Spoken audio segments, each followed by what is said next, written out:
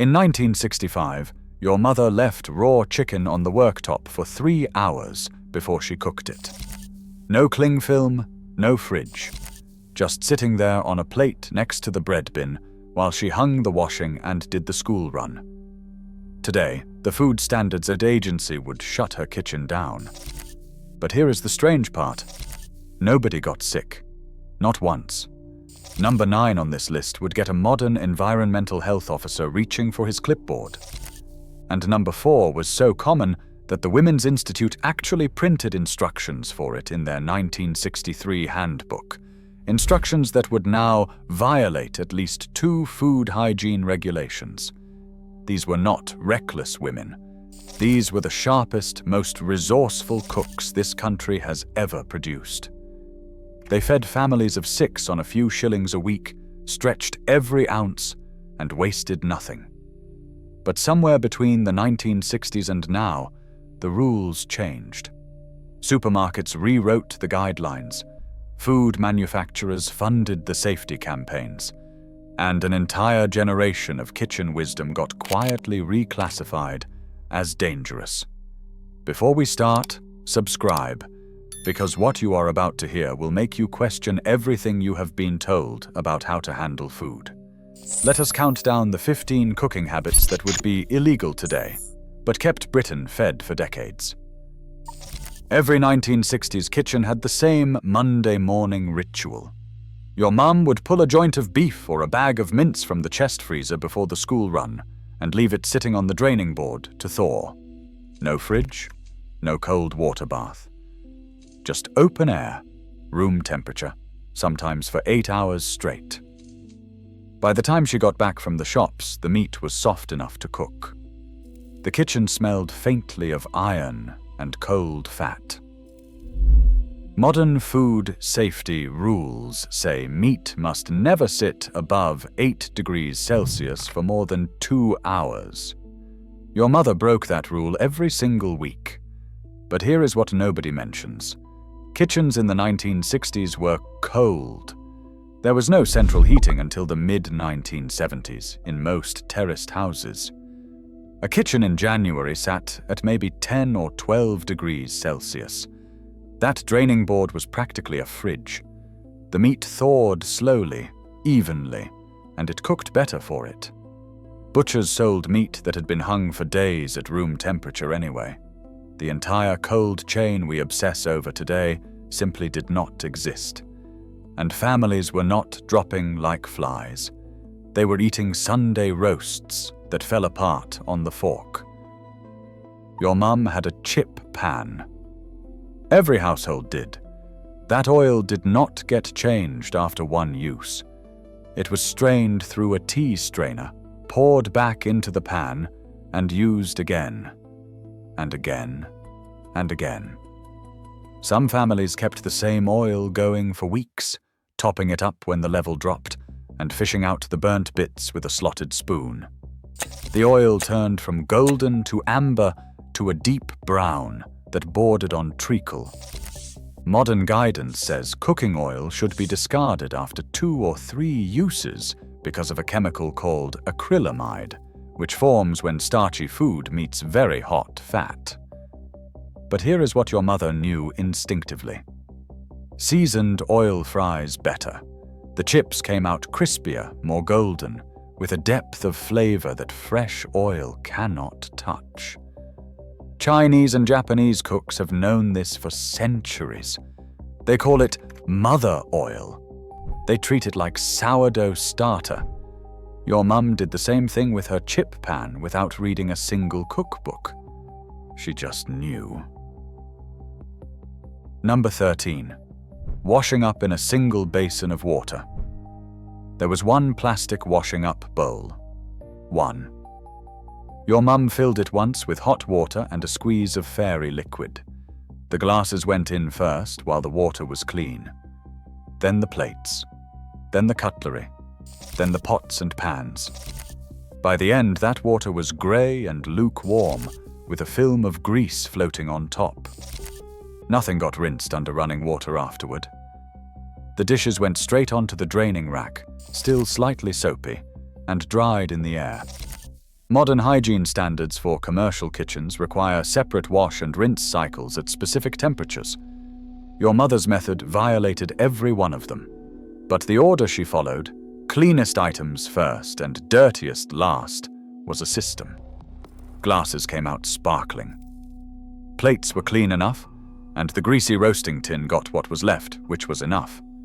A family of 5 generated dishes 3 times a day, 7 days a week. Water was not free. Hot water cost money from the immersion heater. That single bowl of water was an act of quiet economics that nobody questioned because it worked. Number 12. Leaving the Sunday roast out for picking. After Sunday dinner, the roast did not go in the fridge. It sat on the counter, covered loosely with a tea towel, sometimes for the rest of the day. Family members wandered through the kitchen, pulling strips of cold beef or lamb off the bone for sandwiches, picking at the crispy bits of fat, cutting thick slices for Monday's tea. That joint could sit out for 6, 7, 8 hours. In summer, the kitchen got warm and flies circled. Your mum would wave them off and carry on. The Food Standards Agency now says cooked meat must be refrigerated within 2 hours or discarded. Your mother would have laughed at that. She grew up in a house without a fridge. Her mother before her kept meat in a mesh safe hanging in the larder where the temperature stayed cool and the air circulated. A cooked joint of beef sitting on the counter was not dangerous. It was dinner, tea, and supper all in one. And the cold slices, carved thin with that brown jelly clinging to the edges, tasted better at room temperature than they ever did straight from the fridge. Number 11. Raw cake batter as a treat. When your mum made a Victoria sponge or a batch of fairy cakes, every child in the house circled the kitchen like sharks. Because the best part was not the finished cake, it was the bowl. That wooden spoon coated in raw batter, thick with sugar and butter and uncooked egg, was the prize. Your mum would hand it over without a second thought, and you would scrape that bowl clean with your finger while the cakes went into the oven. Raw eggs, uncooked flour, sugar by the spoonful. Every modern food safety leaflet warns against consuming raw batter because of salmonella in eggs and E. coli in unprocessed flour. In 1964, British eggs came from local farms, often collected that morning. The chickens had names. The flour came from the mill. Nobody had heard of salmonella because the industrial egg farming that spread it barely existed yet. That raw batter was not a risk, it was a reward. And every child who grew up in the 1960s remembers the taste of it better than they remember the cake itself. First pattern break. The kitchen cloth that never got washed. Here is a habit so universal it barely registered as a habit at all. Your mum had 1 dishcloth, sometimes 2. They hung over the tap or draped over the oven door handle, damp and warm all day long. She used that cloth for everything, wiping the worktop after preparing raw chicken, cleaning the table after tea, mopping up spills, wringing it out and going again. That cloth might go a full week before it saw the inside of a washing machine. Modern microbiologists would have a breakdown. Studies show a kitchen cloth used for 48 hours harbors more bacteria than a toilet seat.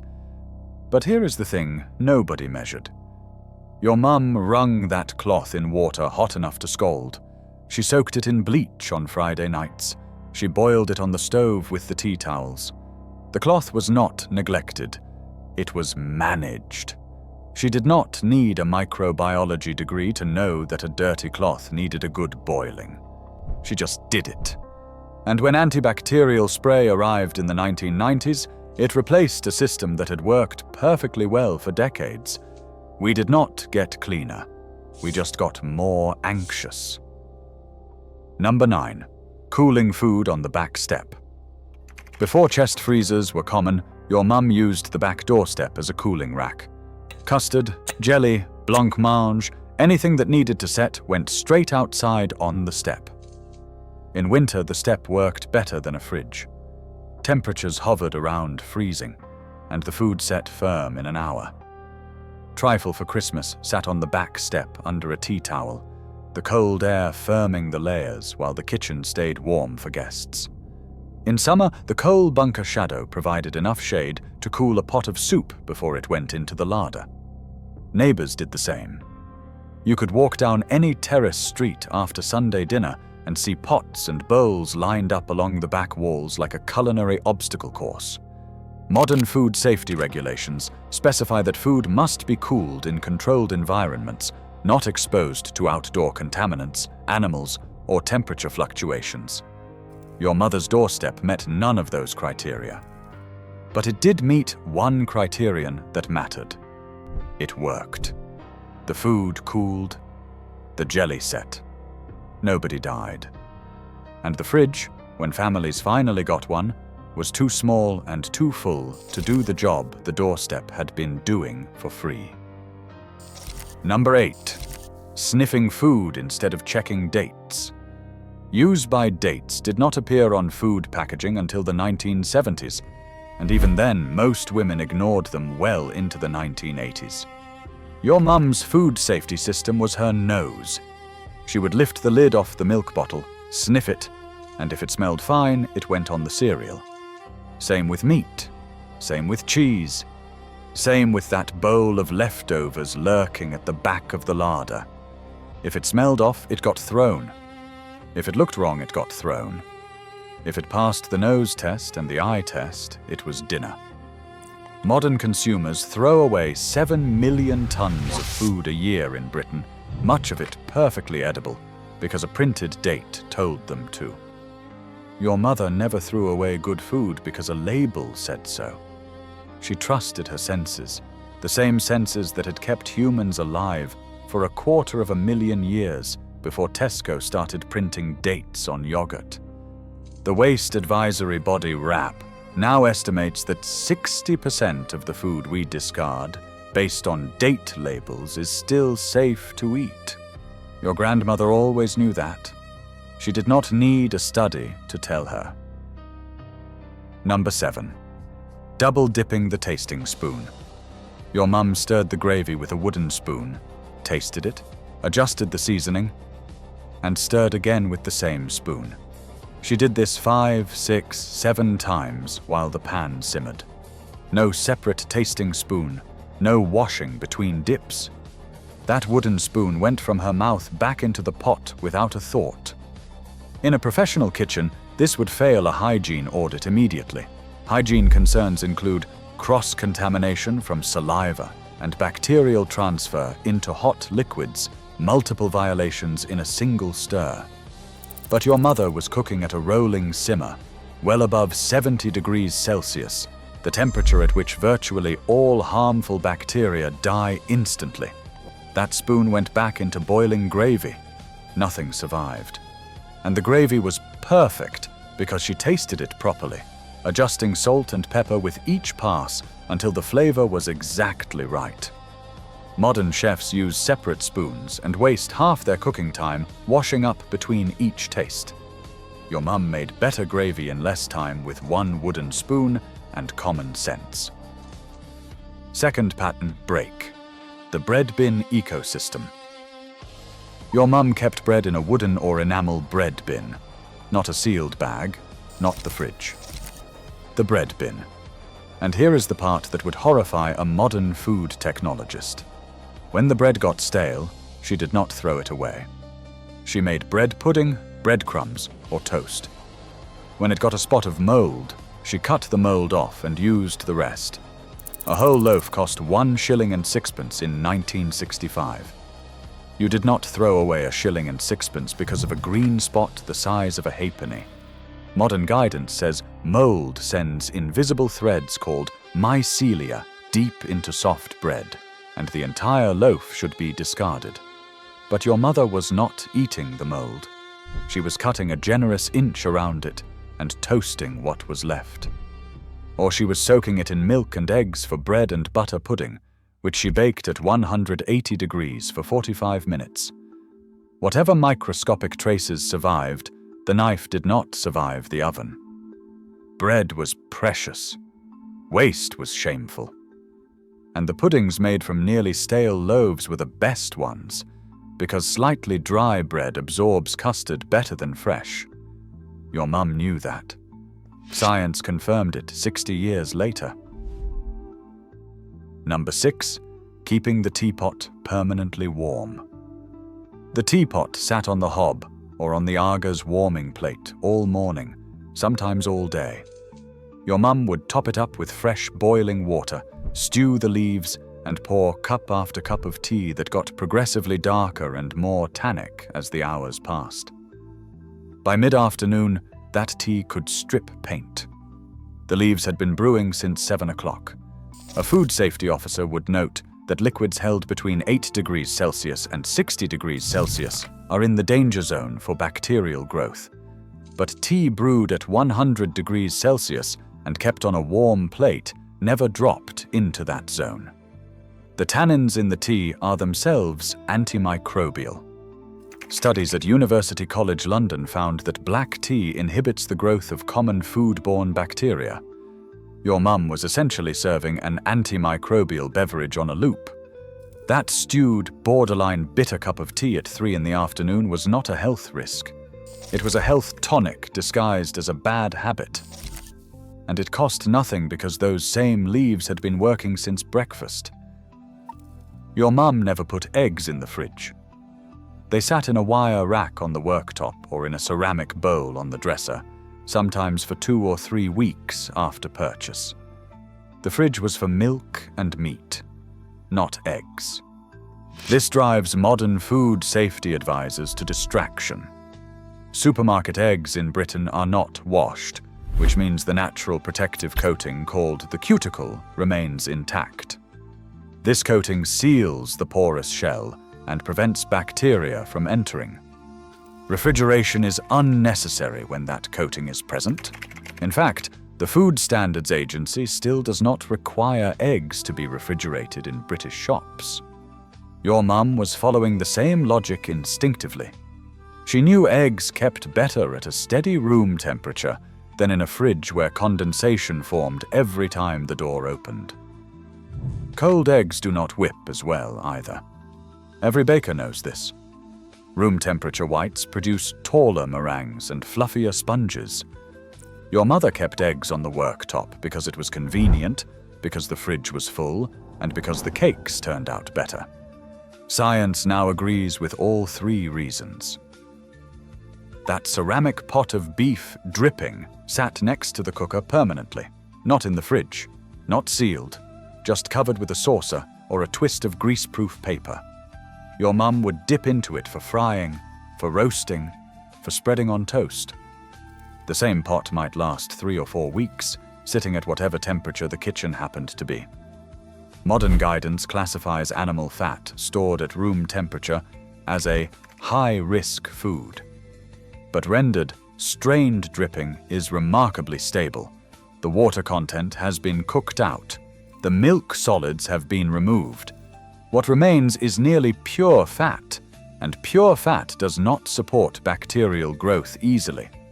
This is the same principle behind confit, the French preservation technique, where meat is cooked and stored in its own fat for months. Your mother was doing confit without knowing the word. She knew the dripping lasted because it always had. Her mother kept dripping the same way. Her grandmother before that. 3 generations of evidence trumped any label a supermarket could print. Number 3. 1 chopping board for everything. Your mum had 1 chopping board. It was wooden, it was thick, and it was used for everything. Raw chicken, cooked ham, vegetables, bread, cheese, all on the same board, wiped down with the dishcloth between tasks.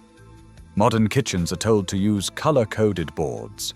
Red for raw meat, green for vegetables, blue for fish, white for dairy. Your mother used brown because that was the color the wood had turned after 20 years of use. Here is what the color-coded board industry does not want you to know. A study at the University of California found that wooden chopping boards actually absorb and trap bacteria beneath the surface, where they die. Plastic boards, the ones the food industry promoted as more hygienic, develop knife scars that harbor bacteria indefinitely and cannot be cleaned properly. Your mother's wooden board, scrubbed with salt and hot water, was more hygienic than the plastic alternative that replaced it. She seasoned that board like a cast iron pan. Years of use created a surface that resisted contamination better than anything you can buy in a supermarket today. The food safety industry sold us a solution to a problem that did not exist, and we threw away the thing that actually worked. Third pattern break. The kitchen window flypaper. Before fly spray, before electric zappers, your mum hung sticky flypaper from the ceiling or the window frame. Long amber ribbons coated in something sweet and impossibly adhesive. Flies landed, stuck, and died. The paper hung there for weeks, accumulating a grim catalogue of insects until it was replaced. It looked revolting. But it was non-toxic, silent, and effective. Modern kitchens spray chemicals into the air to kill insects. Flypapers contained no aerosols, no propellants, and no residue that could settle on food. The glue was usually castor oil and rosin, both food-safe substances. Your mum was running a cleaner kitchen pest system than anything Raid ever offered. And the sight of that paper, heavy with flies, was actually a good thing. It meant the flies were on the paper instead of on the food. It was disgusting to look at and brilliant in practice, exactly the kind of trade-off your mother made every day without thinking twice. After the Sunday roast, the chicken carcass went into a pot with onion skins, carrot tops, celery leaves, and whatever vegetable trimmings had been saved through the week. Cold water covered the lot, and it simmered on the back burner for hours, sometimes overnight on the lowest gas ring. That pot of bones and scraps sat bubbling gently at temperatures that drifted in and out of what modern food safety calls the danger zone. Nobody monitored it with a thermometer. Nobody worried about how long it had been on the heat. The kitchen smelled of broth, of roasted bones and onion, and by morning there was a pot of golden stock that formed a thick jelly when cooled. Food safety regulations now say stock must be rapidly cooled and refrigerated within specific time frames. Your mother let hers cool on the worktop, sometimes for hours, before ladling it into jars or jugs. That stock went into everything: gravy, soup, risotto, sauces. It was liquid gold made from scraps that a modern household would throw in the bin. Today, a carton of fresh chicken stock costs £2.50. Your mother made better stock for free, using parts that Tesco would classify as waste.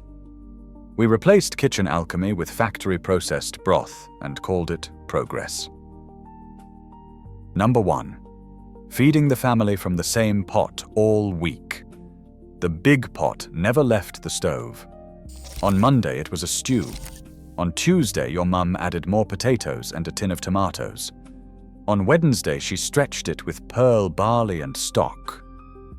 By Thursday the original stew was a distant memory, but the pot was still feeding the family. She would bring it to a rolling boil each evening, cook it hard for 20 minutes, then serve. The next morning it sat cold on the stove until she lit the gas again. This is the habit that modern food scientists find most alarming. Holding cooked food at room temperature overnight, reheating repeatedly, adding fresh ingredients to old. Every rule in the modern food safety handbook says this is dangerous. But your mother was practicing something called perpetual stew, a technique as old as cooking itself. Medieval kitchens kept cauldrons going for weeks. French households maintained pot-au-feu for days on end. The key was the daily boil. Bringing the pot to 100 degrees Celsius killed anything that had grown overnight. The fresh ingredients added new nutrition. The long cooking broke down tough cuts into something silky, and the flavor deepened with every cycle, layers building on layers until Thursday's stew bore no resemblance to Monday's, and tasted infinitely better for it. A single stewing cut of beef cost about 2 shillings in 1962. That 2 shillings fed a family for 4 days. No freezer meals, no ready-made packets, just a pot, a flame, and the accumulated knowledge of every woman who had ever stretched a shilling further than it had any right to go. Try telling your mum she was breaking the law every time she cooked tea. She would clip you round the ear and tell you to set the table. These women were not reckless, they were brilliant. Drop a comment and tell me which of these your Nan did. I already know the answer is all 15. Subscribe if you want more, and I will see you in the next one.